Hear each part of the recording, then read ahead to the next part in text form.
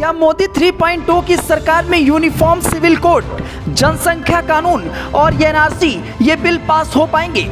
कमजोर बहुमत के सहारे कैसे होंगे बड़े रिफॉर्म?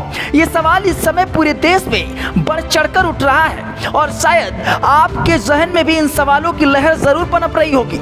लोकसभा चुनाव में लगातार तीसरी बार देश में एनडीए की सरकार बनी है, पूर्ण बहुमत के साथ सरकार बनी है, लेकिन ये सरकार एनडीए की है, बीजेपी की अकेले की नहीं। और इस बार जनता का माइंडेड साफ है कि उसे मजबूत विपक्ष भी चाहिए और किसी एक दल को ज्यादा बहुत बड़ा बहुमत भी नहीं देना है। पिछले 10 सालों में ये ट्रेंड बन चुका था कि बीजेपी आसानी से कोई भी बड़ा कदम उठा सकती थी, उसका रास्ता साफ था और वो इसलिए क्योंकि उसके पास अपने दम पर बहुमत था। पर अब सवाल यह हो गया है कि प्रचंड बहुमत के साथ जो कड़े फैसले लिए गए थे, क्या अब कमजोर बहुमत के साथ संभव हो पाएंगे? वो प्रचंड बहुमत ही बिना डर के कई फैसला लेने में सक्षम बना रहा था और इसी वजह से अनुच्छेद 370 हटा। इसी वजह से तमाम विवादों के बावजूद ट्रिपल तलाक के कानून लाए गए और सीए को लागू कर दिया गया। उन फैसलों के दम पर ही इस बार फिर सरकार बनाने की बात कही जा रही थी। पीएम मोदी लगातार कह रहे थे कि तीसरे कार्यकाल में बड़े बदलाव होंगे, बड़े रिफॉर्म का होगा और उन रिफॉर्म में एक देश एक चुनाव, यूनिफॉर्म सिविल कोड और कुछ हद तक जनसंख्या कानून भी शामिल था। वहीं दूसरा सवाल यह है कि सीएए लागू हो गया, एनआरसी अमित शाह का प्रोजेक्ट है, पर क्या चंद्रबाबू नायडू और नीतीश कुमार इसके लिए मानेंगे?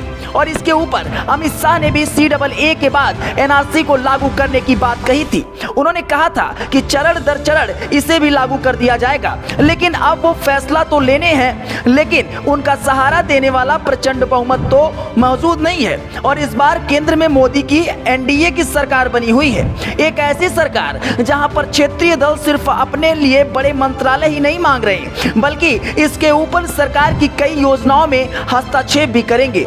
इस देश में हमेशा से एक बात पर बहस छिड़ी रही है, केंद्र में मजबूत सरकार बननी चाहिए या फिर मजबूर सरकार। उसी वजह से सवाल उठ रहा है कि इस बार की सरकार पिछले सरकार से कितनी अलग होगी। इस बार क्या बड़े फैसले होते दिखेंगे भी या नहीं? क्या बीजेपी अपने कोर एजेंडे पर आगे बढ़ पाएगी या फिर उसे सिर्फ सामाजिक न्याय से जुड़े दूसरे मुद्दों को प्राथमिकता देनी पड़ेगी? नीतीश कुमार की बात हो या फिर चंद्रबाबू नायडू की, दोनों ही गरीबों की राजनीति करते हैं। निजीकरण या बड़े इकोनॉमिक्स रिफॉर्म्स को लेकर उनका रुख बहुत ज्यादा सकारात्मक नहीं दिखता है। दूसरी तरफ मोदी अपने तीसरे कार्यकाल में कुछ बड़े आर्थिक आधार की नींव डालना चाहते हैं। बात चाहे देश को मैन्युफैक्चरिंग हब बनाने की हो या फिर बड़े जमीन और श्रम लागू करने की हो, सरकार अपने तीसरे कार्यकाल में कई बड़े कदम उठाना चाहती है, लेकिन जानकार भी मानते हैं कि ऐसा कदमों की रफ्तार पर ब्रेक लग सकता है। अब दूसरे साथियों पर सरकार की निर्भरता ज्यादा रहने वाली है और इसके ऊपर देश की संसद में बीजेपी की स्थिति और ज्यादा कमजोर हो जाएगी। और इसी तरह परसीमन को लेकर भी लंबे समय से चर्चा चल रही है। एनडीए में कई घटक दल इसका समर्थन नहीं करते और ऐसे में पीएम मोदी यह महत्वाकांक्षी प्रोजेक्ट भी ठंडे बस्ते में जा सकता है। और इसके अलावा वन नेशन वन इलेक्शन को लेकर कमेटी ने अपनी रिपोर्ट सौंप दी है।